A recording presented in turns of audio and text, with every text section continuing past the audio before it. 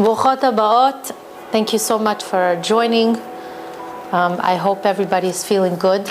Are you? What? את מרגישה טוב? Baruch Hashem, that's the main thing. Today, I am going to give what I consider the simplest speech I ever gave. The simplest drasha you'll ever hear, but probably one of the most important drashot. Lefamim, sometimes something that is easy, simple, has underneath it such tremendous significance. So you can read between the lines as we focus on this simple shiur. So today, just for a few minutes now, I want to discuss the concept of green ketchup. Several years ago, Heinz, the company Heinz, came out with a new color in the ketchup department. And their marketing strategies were amazing. The new color for ketchup was scheduled to be green ketchup. And before the product was even released, they were doing interviews with people on the streets of New York, asking them what they think of the new green ketchup. I want to know. So when they arrived in Manhattan, one lady who was interviewed began to complain. And she said, it's devastating. It's terrible. Another guy said, what is this? What is this all about? Red ketchup is a tradition. How could they do this to us? Somebody else said, this is sacrilegious. This goes against the basisa. It's not right. It's not our ways. זה לא הדרך שלנו.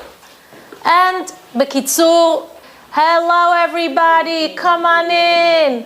Make yourself at home. We're talking about green ketchup. Green ketchup? Yes. Heinz came out with green ketchup. Heinz, we're talking about when Heinz came out with green ketchup and how... Yes. We don't even... It's on the market? Yeah, I don't know if they took it off the shelves, but we're talking about what happened several years ago. But the point is, Bekitsu, the whole country was up in arms about the new green ketchup that Heinz was about to release. And I listened to the interviews, and I remember thinking, what's everybody getting all upset about? What's the problem over here? What's the big deal? Big deal over here. So Heinz wants to turn the traditional red ketchup into the color green and create a variety. What's wrong with that? Ma baya, azma. And then I was thinking about it, and I came up with an answer, and I realized why it bothered everybody. You see, people don't like change. Nakuda. You see, even the most insignificant change, like changing the color of ketchup from red to green, can throw people off. They can't deal with it. I remember Rabbi Eli Mansour telling the audience in one of his shiurim many years ago that he was taking a train ride from the city back to Brooklyn, and on that day, that was the day that all the routes, the train routes in Manhattan changed routes. The Q train became the W train. The W train became the B train. Every letter was different, and there was mass confusion all over the subway. And it took a while, but finally the Rav found out which train he has to be on, and he boarded the train. On that train, there was a very nice-looking, distinguished businessman with his James Bond attaché case. In one hand he had it, and in the other hand he had the Wall Street Journal.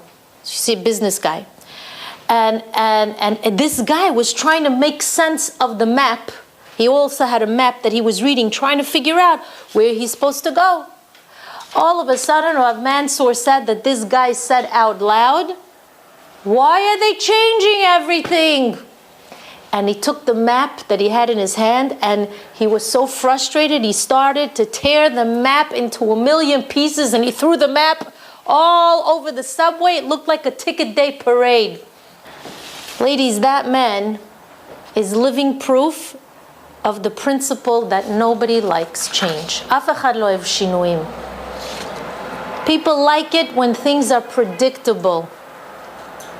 People like things the way they are, whether it's on a personal level, on a social level, on a religious level. Everyone has a certain level of comfort.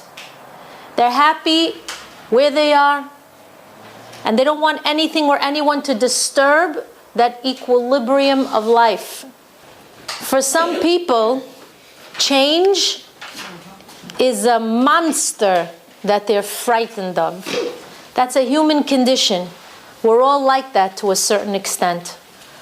But change is inevitable. חייב שיהיה שינוי. וזה יהיה. One way or another, זה יהיה. I once heard somebody saying, we change whether we like it or not. Times change whether we like it or not. הזמנים הולכים להשתנות whether we like it or not. And that person is so right. Take, for example, even the idea of a family. Take, for example, particularly the children. They were young. Remember when they were young? And we got used to them being young?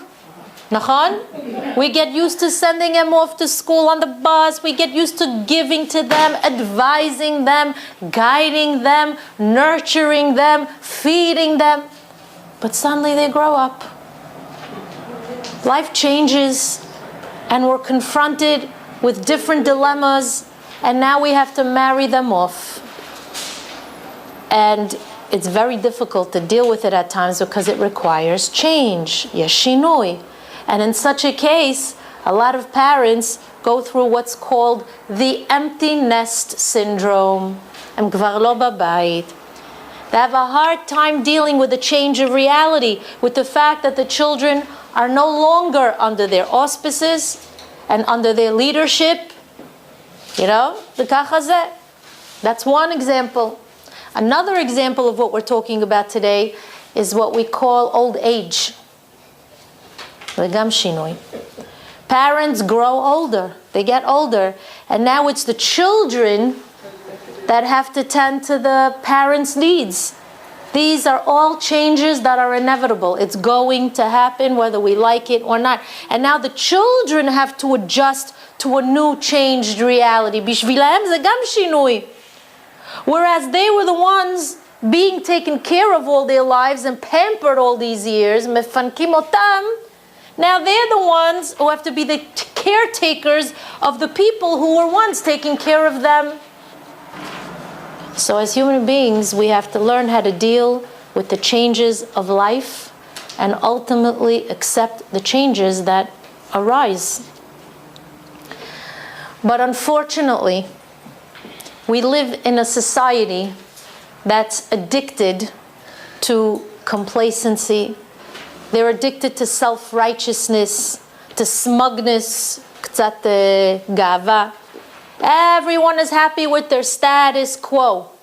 Whether it's the most religious person to the most mainstream and even to the one beneath the mainstream. Everyone is playing what's called the happiness game. The happiness game. They say, leave me alone. תעזבו אותי לבד. I'm happy with the way my life looks. I'm happy with the way things are. This is who I am. And I'm happy with my status quo. Don't rock my boat. And don't stir the calm waters. You know, one of the hardest jobs of a community leader, whether it's a man or a woman, whether it's a Rav, a Rabanit, lo משנה מי, is to get people to grow on all levels, especially spiritually, which is not easy at all. זה לא קל. It's very hard to get people to move from their place. It's very hard to push them to the next level. Why? Because not everybody feels that they really need that self-improvement. Many people think that their life is wonderful and that they're doing great. And what they're doing perfectly fine. They can't see outside of themselves. And sometimes it's also hard for some people to look into themselves to reach for the truth and then change their existing reality, which might not always be aligned with the imamet, with the truth. Now, I realize that this might not be the most comfortable shiur, because we're talking about shinuim. And some people, they sit at this kind of shiur. מה? לא, כן? And some people actually, they think when they listen to this kind of shiur, they think, wait, this is what she came to talk to us about, change. Couldn't she pick a nicer subject? She could talk about achdut. That's a nice one. She could talk about Shalom B'Yisrael, Shalom Ba'aretz. That's a nice one. Shabbat is a nice subject to address. We all came here in such a good mood. Lama lekalkel? Why spoil it? Now she's going to start darshaning about how we have to be better people, more religious, more devout. Doesn't she realize we left everything at home to come here tonight, and that we need a little bit of simcha in our lives? This topic doesn't make us feel very happy. Hopefully, maybe she'll even tell us a good joke, because we really need to laugh here tonight. Let's break the מה אני צריכה עכשיו לשמוע על שינויים וזה טוב לי. לא צריכים שינויים. What do we need changes? What is disturbing my life here? Anyway, but the answer to such a thought is that intellectually speaking, you all know, כולם כאן, you all know that you're not allowed to speak לשון הרע. אתם יודעים את זה. No one here can argue about that. Nobody can argue that we're not allowed to talk. Intellectually speaking, we could all agree that we have to keep a kosher home. We're not going to argue about that. Intellectually speaking, all women here agree that we have to be strict when it concerns the laws of Taharat HaMishpacha. We all agree, intellectually, that going to the mikvah is integral to the survival of the Jewish people. You all know this, po basechel, intellectually. But somehow, it's very difficult to translate that which you know to be true into an action. That is emet.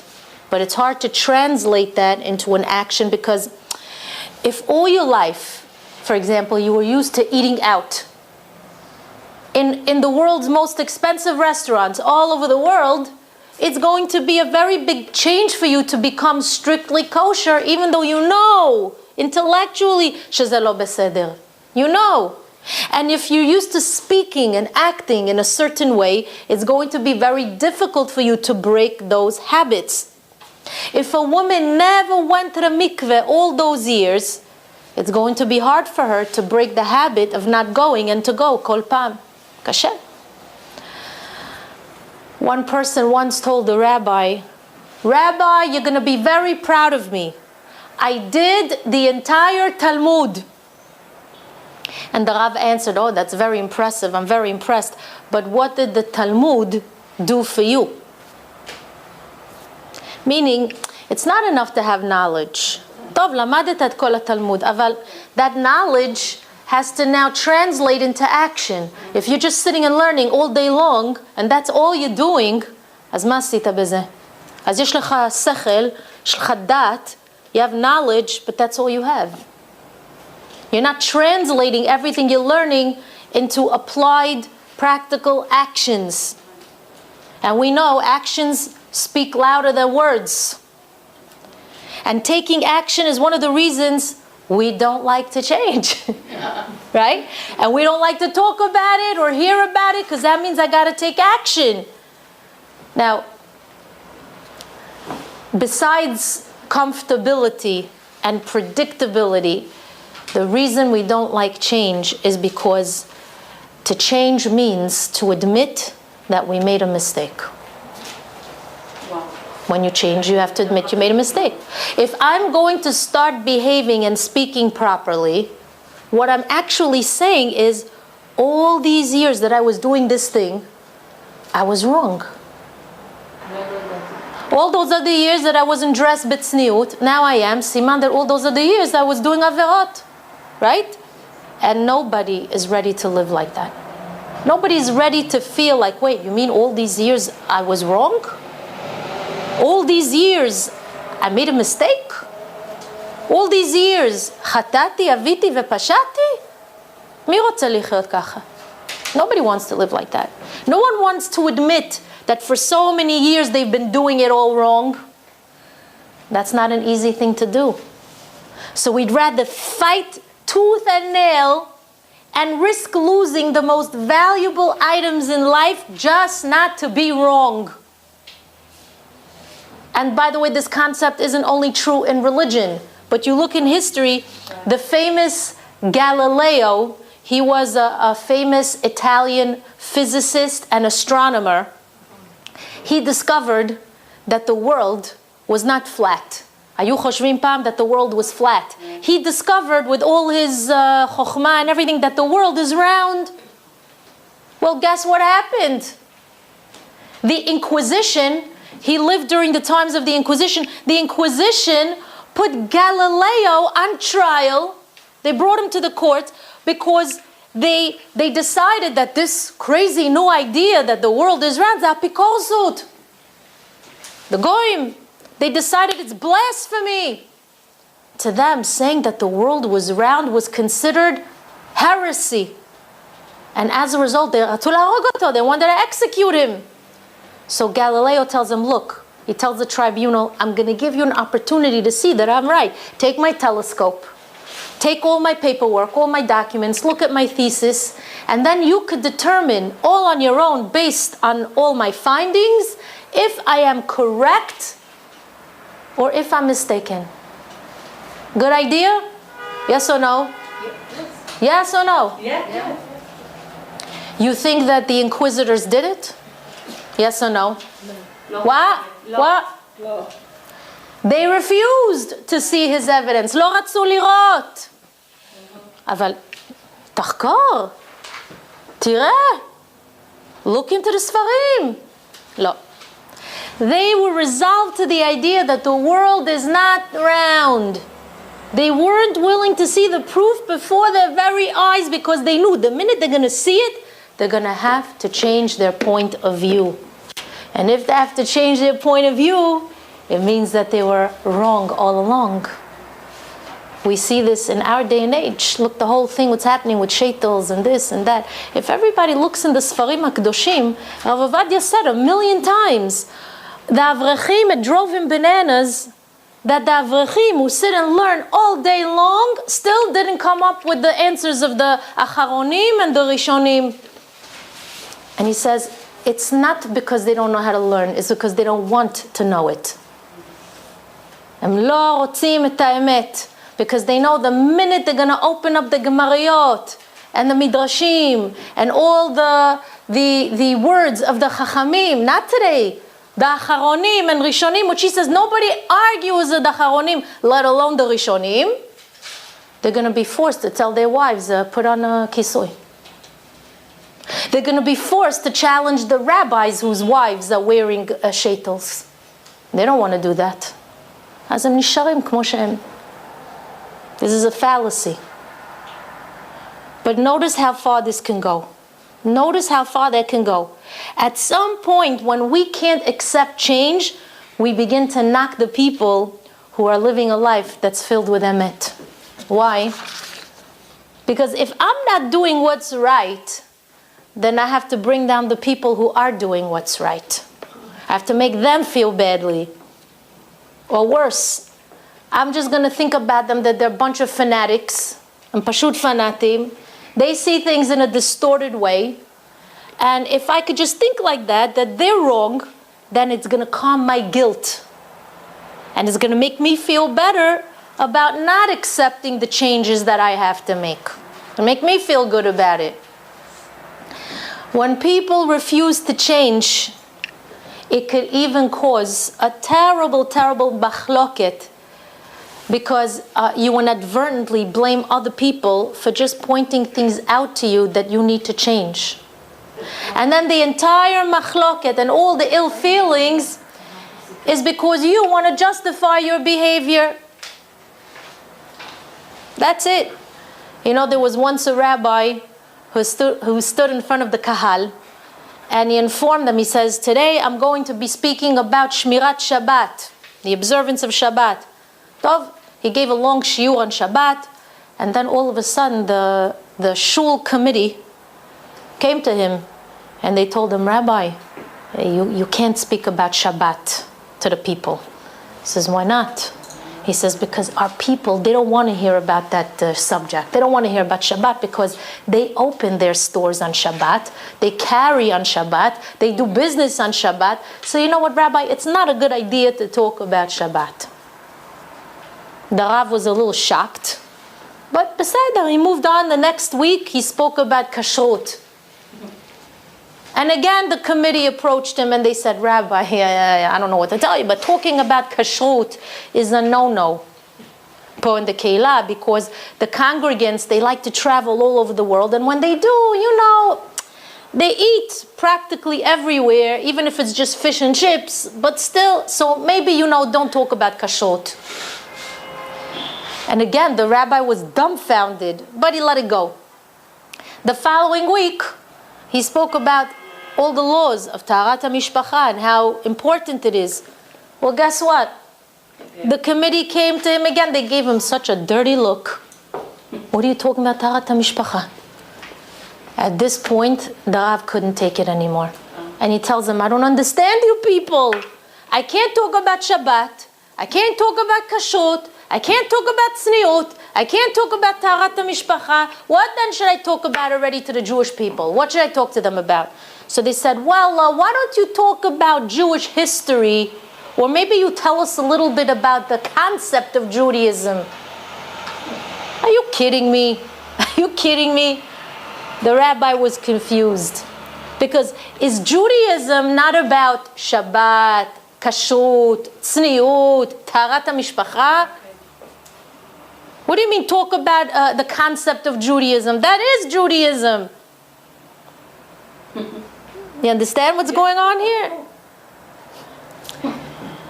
Rabbi Yehuda Davis, alav shalom, he was a Rav that used to deal with a lot of kiruv organizations, and especially in the Sephardi world, and he had an impact on many young Sephardi boys. And he used to tell the boys, don't be a pickle. Notice we're talking about green ketchup and pickles today. What does that mean, don't be a pickle? And he explained to them, he says, a pickle, you take a pickle, you put it in a jar, and then it's preserved in the jar. It maintains itself in the jar and it doesn't change. A pickle could stay in a jar preserved for 100 years. Did you know that? Yeah, it's true. So he says, but unfortunately in Yahadut, many people change. And it happens to the best of us. Hopefully we change for the good, but many of us are changing for the not so good. A woman who's tznuah, lemashal, says, I'm already tznuah, so what now? What else should I work on? What else can I work on? So in essence, Rav Davis says on this lady, she's pickling her tzniut. She's putting her tzniut in the jar. You might be tznuah to a degree, but do you know how many levels of tzniut there are? You know how many madregot of tzniut there are? There are various levels even after you take tzniut upon yourself. It's not just about wearing skirts that cover the knee and shirts that cover your elbows and your collarbone. There are so many levels after that. We might consider ourselves tznuot, but if we visited other neighborhoods, like go to Mea Sha'arim, for example, that's a perfect example, we might see that tzniut is on a completely different level, and then we might realize that we're just beginners when it comes to tzniut. But what do we do instead? We pickle the tzniut. We say, oh, let's leave our tzniut in the jar and let it sit there for 100 years. I'm good at the tzniut department. I'll just pickle it. Now we claim to eat kosher foods. And we pickle that mitzvah as well. But there's so many levels of kashrut. No matter how kosher we think we are, there are still levels upon levels that are left to attain. For example, there's such a thing as bishul akum, which means you're not allowed to have a Gentile cook for you. He's not allowed to even turn on the fire for you. Now in some places, the Jew turns on the fire and the Gentile cooks. Well, guess what? There's a stronger level of kashrut called bishul Israel. Not only is the Gentile not allowed to cook for you even if you turn on the flame, but he's not allowed to cook altogether. Only a Jew can turn on the flame and cook. So there's levels. But the point is that sadly we've become addicted to complacency. הכל טוב, הכל יפה, הכל נחמד, הכל בסדר, הכל... עזבו אותי לבד, עזבו אותי בשקט. יעקב אבינו עליו השלום, he dreamt of a ladder, sulam, where on it he saw malachim going up and down, up and down. Many chachamim have compared life to a ladder. It's like life. Life, it becomes virtually impossible to maintain a certain level. Either you're moving up in life or you're going down. But those who are just floating are actually really going down because they're not going anywhere. So in order to maintain a level in this world, no matter who you are, you have to propel yourself forward and up. It's impossible to simply be just cruising your way through life because the way this world is built, the magnetism of this world is going to pull you down. It's called gravity. So you always have to constantly what? Pick yourself up. אנחנו עולים ויורדים בו. Going up and down. There's no such thing as keeping the status quo. You with me? Yes? Okay, I once heard a great thought concerning Moshe Rabbeinu. Listen to this, it's amazing. When Moshe was being attacked by Korach, where Korach had complaints against him, and he actually staged a rebellion against Moshe Rabbeinu because he wanted total power, Moshe Rabbeinu tells him, Korach, Rav lach, enough, be happy. After all, you're a Levi. You're not in a bad situation. So what if you're not a Cohen? What's wrong with being a Levi? Rav lach, stop this. Be happy with who you are. The Levi. You get to carry the Aron Kodesh. Rav lach, yadal, dai. And the Gemara of Sotah says, on Moshe Rabbeinu's words, that Hashem tells Moshe, Moshe, you told Korach, Rav lach? אתה אמרת לו, רב לך, enough? When you davened 515 tefillot to be able to enter Eretz Yisrael, what did Hashem tell you after the 515th tefillah? Moshe, Rav lach, enough. And we're bothered by this. The question is, did Moshe do anything wrong by telling Korach, Rav lach, dai, zeu, enough? That it was so bad that Hashem has to remind him of that and tell him, you told Korach enough, so now I'm going to do the same to you. Enough. Don't pray to me anymore. Zeu. How are we going to understand this Gemara? It's very confusing. What exactly was Moshe Rabbeinu supposed to tell Korach? What should he have told him? Now, if you ask me, I think Moshe Rabbeinu was being as polite as he possibly could based on the circumstance, because really he should have killed Korach on the spot for being what we call mored b'malchut, right? He was a rodef. But Chachamim explain, there's no doubt that Korach was 100% wrong. But you know what? You won't believe this. Chachamim omrim, when someone is a Levi and he wants to be a Cohen, that's a good thing. It's not something bad, because at least this person is striving to be greater. רוצה לעלות בקודש. Maybe the timing was off. Maybe the way in which Korach wanted to be greater was off. But Moshe Rabbeinu's answer to Korach of, enough, be happy with who you are, that goes against what we're all about. זה הולך נגד הזרם של יהדות. The language Moshe Rabbeinu used was not correct. You should never tell a person that he should be happy with the level that he's on. If you want to be a Cohen, good for you. You shouldn't do it the way you did it. אבל טוב לך, טוב שאתה רוצה לעלות בקודש. And that's what HaKadosh Baruch Hu was teaching Moshe Rabbeinu. When Moshe wanted to enter Eretz Yisrael, what was his motive? What was he looking forward to, the delicious taste of the oranges? Yes or no? No. Did he want to climb Masada? No. Did he want to go float in the Dead Sea? Obviously not. He wanted to be in Eretz Yisrael because he wanted to do mitzvot, the mitzvot specifically in that part of the world. He wanted to become even closer to Hashem. He wanted to gain higher levels by being in Eretz Yisrael. So what does Hashem tell Moshe? Rav lach. Moshe, you should be happy with the level you're on. אתה לא צריך להיכנס לארץ, כבר אתה גדול.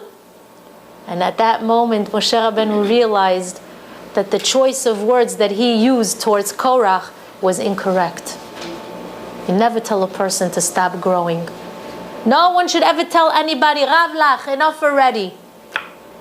Don't let anybody fool you into thinking that you're doing just fine. Don't let anyone ever tell you you're on a good level and that's it. You're good. זה לא נכון. You should be aware of the Rav lachs out there in the world, that syndrome. Try telling a businessman, Rav lach. He'll look at you like you fell off the moon. There's no concept of enough when it comes to ashirut in the eyes of a wealthy man. תנסי להגיד לו רב לך. מה יהיה? הוא צחק עלייך. He's going to laugh at you. Exactly. But I want to share a secret with you. למרות that there's no limitations to what a person can attain in levels of ruchaniyut, there most certainly is a limit in the physical world. Think about it. How many steaks can a person eat? After a few, your stomach feels as though you're going to burst. But when it comes to Yahadut, there are unlimited resources, and you can never grow tired of Torah. Ladies, I hope you're going to forgive me if any of this musar is hurting your feelings. I hope not. Is it? Oh, good, okay. But anyway, I could assure you that the reason why I'm doing this is because I'm speaking to myself as well, because I also fall into this category, and that's why I wanted to talk about this topic, because our complacency does have to be dealt with. As a matter of fact, I remember I once had an incident with Rav Simantov, alav shalom, who was my Rav Moshe Chai Simantov, alav shalom, and whenever I did something good, whenever I would do something good and he was proud of me, he always used to point out how I could have done it better. Now, this was very frustrating for me. And I would even argue with him. I would say, Kvod Harav, it was good. למה לא לעזוב את זה בגוד? הקדוש ברוך הוא אמר, וירא אלוקים כי טוב הוא, so leave it. He says, what about the טוב מאוד? You forgot that? יש גם טוב מאוד. זה היה טוב. יכול להיות גם טוב מאוד. But you know, now that he's no longer with us, I understand how lucky I was to have such a caring rabbi in my life who was very, very demanding of my neshama. Very demanding. If I had a rabbi who would always and only tell me, Chazak u'baruch, you're doing super, keep up the good work, akol tov itach, excellento. You know what? he would tell me, take a few days off for vacation because you're so good, I'd be in trouble if my rabbi told me that. And because he was not that way, he demanded a lot of his talmidim, a lot. That's what prompted me to further grow in my spirituality and climb higher and higher beyond who I was happy being. And I think that I'm here today giving you divrei musar and begging you to rise to greater levels, first and foremost because of the musar I received from the Rav, alav shalom, and also from the musar that I sometimes get now from my current Rav and Rabanit, Rav Moshe ben Moshe, ve'ishto, Rabanit Chavatzelet. So believe me when I tell you that me of all people understands how difficult the concept of change can be. And I wouldn't have chosen this topic if I wouldn't have experienced it myself or believed it, or at least tried to apply it in my life on a daily basis. So let's take a look for a moment at Adam Harishon prior to all the animals receiving their respective names. Hashem brings them in front of Adam. And then Hashem tells Adam to name the animals. So the camel came in front of Adam. Adam looked at it and he decided it should be called Gamal. And then the donkey came in front of Adam and he analyzed it and decided it should be called a Hamor. One time I said this at a shiur and a lady said to me, she goes, Ma, rak a Hamor Hamor? אני יודעת הרבה חמורים, and it's not just the חמור, יש הרבה חמורים בעולם. Now each animal that appeared before Adam was coined with a name. And Chachamim tell us these were not random names that he chose. He wasn't just putting letters together in a kind of like haphazardly way. When Adam named these animals, he saw through their essence and he understood what the animal was really all about. He was able to penetrate its true meaning, and then he chose the letters that actually describe the true mahut, the true nature of that animal. And that was a job that even the malachim were not able to accomplish. And then it came time for mankind to be named. What did Hashem decide to call the human being? What was the name chosen for a human being? HaKadosh Baruch Hu called mankind Adam. Why Adam? Because the essence of the human being is such that his roots, his shorashim, come from the Adama, come from the ground. Hashem took the dust of the earth and he formed mankind. Adam is like the Adama. Why? Because the earth, the ground, is constantly toiled. The farmer has to plow it. The farmer has to till it.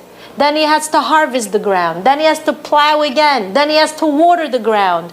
A farmer is constantly working the ground. This is what man is all about. This is what Adam is all about. Man is about growing, about ishtadluyot, about efforts, about work, about change. That's what life is all about, ladies. Life is about constant change. It's about continuously advancing and becoming better.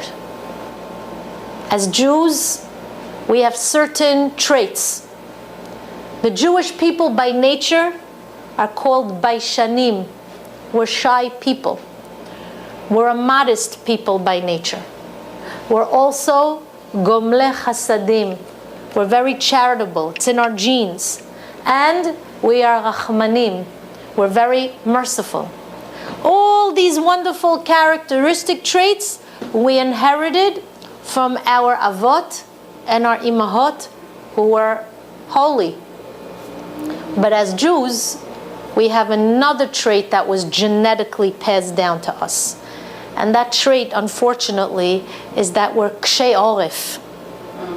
We're a stubborn people. We're a stiff-necked nation. We're extremely hesitant to accept new ideas and new things, we're very hesitant to listen to or to allow ourselves to be affected by change. And we're hesitant precisely because we are stubborn. אנחנו קשים, קשי עורף. So what are we supposed to do? What are we supposed to do if we're stubborn? If what I'm saying is true, that the essence of man is change, צריכים להשתנות.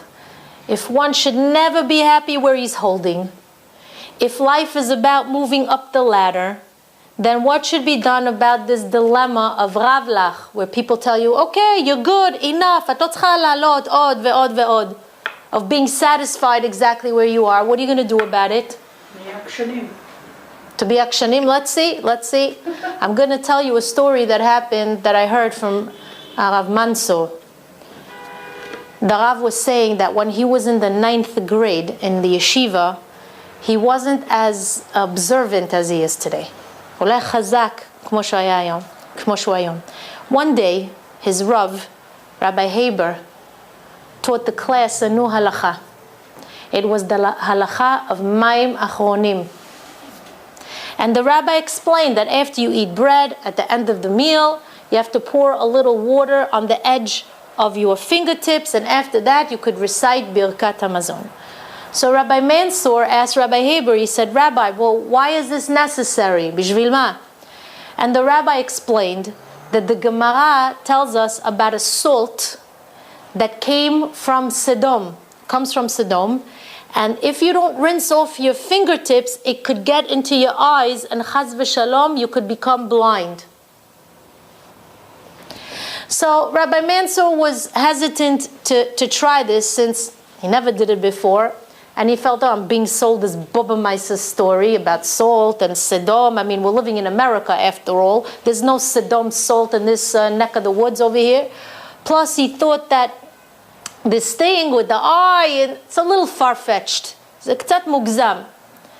Anyway, Rabbi Mansour did not accept the halacha because הוא אמר שהוא היה, מה? עקשן, stubborn. And he went home that night, and when he got home, he realized his mother made pizza on bread. He washed, he ate, and after that it was time to recite Birkat HaMazon. Suddenly, there was this debate inside of him. He didn't know what to do. Should I do mayim achronim like my Rebbe taught me, or shouldn't I? Ma ze chumra? Or is this halacha bemet? If it's just a chumra, mi tzarich et ze. And finally, he decided, I'm not giving in. I'm not going to do it. I don't buy this. Even though I learned it, it doesn't make sense to me. I never did it before, so why should I start now? I'm not going to commit myself to it because then I'll be stuck for life. And he didn't do it. And he proceeded to recite Birkat HaMazon without doing Mayim Acharonim. And then he went to the bathroom to take out his contact lenses. While he was removing his contact lenses, he didn't realize that there was a very small piece of black pepper on his fingertips. And when he put his finger in his eye, the pepper went into his eye. Needless to say, he was rushed to the eye doctor, who told him that if he wouldn't have come when he came, he could have gone blind. True story. He told the story in a shiur. Rabbi Mansour went from the eye doctor straight to the Bet Midrash to see his rabbi. He walked into the shul with the Rav, just finished davening. The rabbi turns around. He sees that Rabbi Mansour was wearing a patch on his eye. So he says, Eliyahu, what happened to you? And the Rabbi Mansour says to him, Chacham, I'm so sorry. Mechila, chatati, aviti, pashati. I want you to know, Rabbi, God spoke with me today. God gave me a personal message. He told me not to resist the challenges and not to question the lessons that you teach me. Borei Olam gave me a clear sign. He spoke to me tonight. And then he says, from that day on, he never missed doing Mayim Achronim. Change is hard. You know, Hashem speaks to us all the time, and then we change. But sadly, He can sometimes speak to us in the form of a tragic episode. And that's when that shakes us up. Therefore, we should try to accept change even before Borei Olam decides he needs to slap us around a little bit. Borei Olam tries to move us from the status quo position in order to create in us a change for the better. A parent wants his child to achieve things in life, to grow and to better himself. And Hashem wants the same for you. Ladies, making subtle changes in our lives in this generation requires doing battle with the Yetzer Hara, who is always trying to put stumbling blocks in your way. So I'm going to end the shiur with something amazing that we learned from this week's parasha. Parashat Toldot. And I hope that's going to give us the strength that we need in order to forge on ahead and make the necessary changes in life. In our parasha, we find two brothers, two twins, two different attitudes, two totally different worlds. This week, we learn about Yaakov and Esav, the twin brothers whose behaviors and attitudes towards life were as different as the way they looked. Esav was hairy. Yaakov was smooth. Yaakov sat in the tent and learned Torah. Esav was a hunter. He went out to hunt. As different as these brothers were, there was one similarity that they shared. Both brothers had their name changed. But the circumstances that led to the changing of the names were different for each of them. I'm going to tell you. In Parashat Vayishlach, we read how Yaakov did battle with the angel of Esav, and as a result of that difficult battle, he was badly injured. But he endured. Sarad, and it was after this battle that Yaakov won the Malach, and that's when his name was changed. What does it say? Lo Yaakov. He says, the Malach tells Yaakov, Lo Yaakov ye'amer od shimcha ki im Yisrael. Your name shall no longer be called Yaakov, rather you will be named Israel. Ki sarita im Elokim ve'im anashim vatuchal. Because you have commanding power with an angel of God, with men, and you prevailed. Nitzachta. That's that. In this week's parasha, we see Esav's name was changed. What happens by him? Esav enters the tent after Avram's funeral, Avram Avinu's funeral, and Avashalom, and he's exhausted, and he's tired, and he's hungry. He sees his younger brother Yaakov preparing a red lentil soup, and he screams out, Halitani na min ha'adom hazeh. Give me some of that red stuff. And then the Torah says, a few psukim later, Al ken kara shmo Edom. Therefore, his name was now called Edom, from the Lashon Adom. Red was the name given to this blood-hungry wild man known as Edom, who we know is Esav. Now, if you think about it, something here is very interesting, very perplexing. Each brother had a name change. But Yaakov had to have his hip dislocated by the Malach, and he had to do battle with an angel all night long, and then his name is changed. But Esav, all he had to do was slurp some soup, slurp the soup, and then he gets a new name, which is a degrading name. But is that fair? One, his name has to be changed, and he's got to go through so much to change that name. The other just sips his soup, vezeu. Ma kore kan? Why like that? I'm going to answer with a story. During the years of the Revolutionary War here in America, the colonial court system was in chaos because they were new at it. So there was a judge in Virginia who took charge of the law and order in his town, and he was the one who presided over every court case. Now, if you read the history books, this judge was very fair. He wasn't just fair. He was very reasonable. He gave out minimal fines. And occasionally there was a whipping here or there. He was very merciful. One time, just once, he decreed on somebody that he should be dead. He should have a death sentence. And when the government reviewed the records of this man, they realized, oh, Be'emet, Shafat Tov, it was considered justified that this man should be put to death because of the circumstance. But that one death sentence earned this judge a bad name.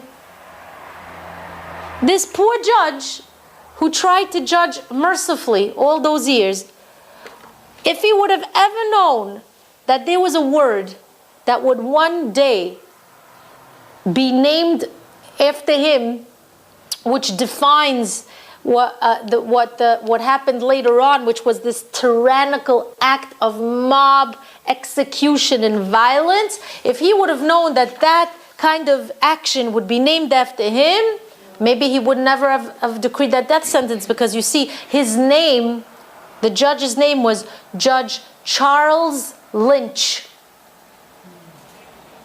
And Judge Lynch may have thought twice if he knew that 5,000 people spanning that whole era of the 1800s through today, through the modern era, were executed in a manner that was really unnecessary. And that's what we call a lynch mob.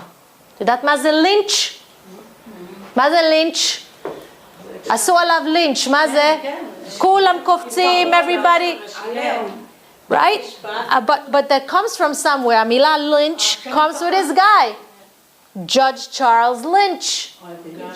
עשו עליו את השם הזה. If he would have known that they're going to name that kind of violence after him, he would have never decreed that one death sentence. מה זה אומר? The Chafetz Chaim tells us, he answers. In order for Yaakov's name to be changed to Israel, Yaakov had to struggle with Esav. That's one thing he had to do. He had to outsmart Lavan's deception. And ultimately he had to do battle, and he had to defeat the Malach of Esav. Says the Chafetz Chaim alav shalom. But to earn a dishonorable name, to have a bad reputation, all a person has to do is sip a soup the wrong way. All a person has to do is one reckless act, and that's it, it's over. Zot omeret, to earn a good reputation, look how much you have to do. צריכים להילחם עם עשיו, צריכים להילחם עם לבן. You have to fight with Esav's ministering angel to get a good name. How much work you have to do. But to get a bad name, all you got to do is one thing, little thing, and that's it, it's over. ראית ההבדל? And that's a lesson of life. The Torah tells us with one slurp of the soup, Esav received a bad name. Not his hunting. It wasn't about his hunting. It wasn't his wildness. It wasn't even the color of his hair that Wayajinji was so red. It was his wild table manners. It was his animalistic desires for that red soup, that he was willing to give up his birthright. That's what made Hashem change his name. It was that big gulp, give me some of that earned him his horrible reputation. And that's the point. That how careful a person has to be to preserve his good name. And on the opposite side, look how much you have to work hard to get a good name. You really have to work hard. And that's the point. Getting a good name requires so many changes in life. Aliyah, aliyah, aliyah, צריכים לעלות. Look what Yaakov had to do in order to earn that title of Israel. And we have to learn from this that in order to be worthy of the name Bnei Yisrael, we have to engage in battle against the powers of the other side, and we have to win. And part of the process of prevailing against the dark forces is to accept the musar that's told to you and to make the necessary changes that's going to earn you the title of being Yisrael. And you should know that we all have our avot and imahot rooting for us, and they're standing at our side wanting us to get through this difficult galut. And you see that in the name Yisrael, because the name Yisrael embodies all of our avot and imaot. Because look, Yisrael is spelled Yud, Shin, Resh, Aleph, Lamed. The Yud stands for Yitzchak and Yaakov. The Shin is Sarah. The Resh is Rachel and Rivka. The Aleph is Avraham, and the Lamed is Leah. So you see how much koach is in the name Israel? How much good influence resides within us? The Yiratzon, that we should merit to be strong and conquer all the influences of the secular world and to rise to the challenge, and we should defeat the galut so that we could deserve the name Israel and be zoche to witness the Geulah bekarov mamash. Amen ken, Yehi Ratzon. Amen.